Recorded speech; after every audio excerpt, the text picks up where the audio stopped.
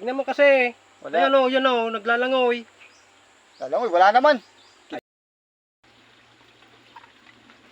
Yan guys, meron na naman tayong kalukuhan.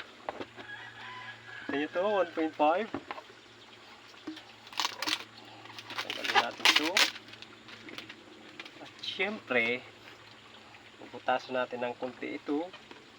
At para maging successful yung ating kalukuhan. Yari na naman si pare dito. Kunwari guys, palalabasin natin ito. Napalaki yata yung butas Tapos na, kunwari, nakahuli tayong gold na isda. Tapos ito lalagyan kong tubig, hindi niya alam. Lalagyan muna natin tubig para lagyan natin ang tubig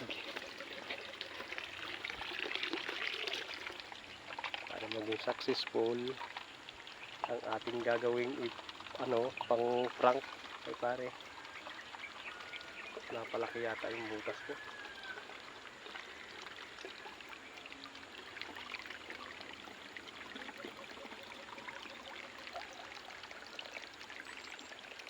Napalaki nga.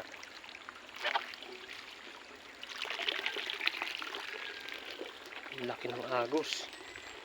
Mali. Ayan, agos. Palaki. Ulit. Yun. Guys, so nakagawan ko na ng paraan. Ito, may tubig. Tapos patitingnan natin sa kanya. Kunwari may goldfish. Tapos hindi niya alam, pipindutin ko. Diba?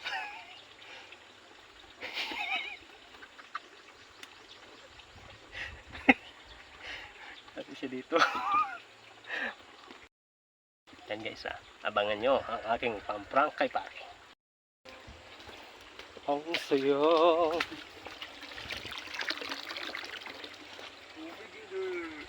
Pare, mayroon akong dito.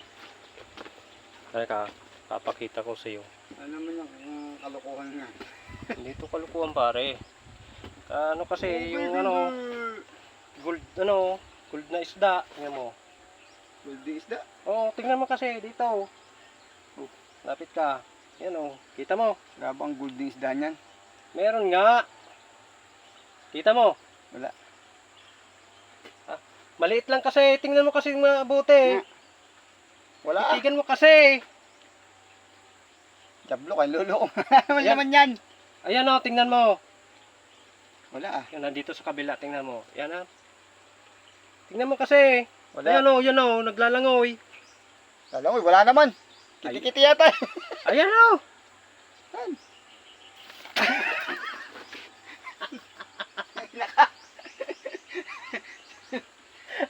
Goldfish, kinabang goldfish mo. Nakita mo yung gold face. Ito, yan nakita mo? Sirit. Yan sirit. Sirit hindi. Gold face. Dali ng gold na isda. Basa ang mata. Guys, gold isda. Sira ang isda mo. Gold. Lakas ng sirit na mauwak. Nadali na naman natin pare.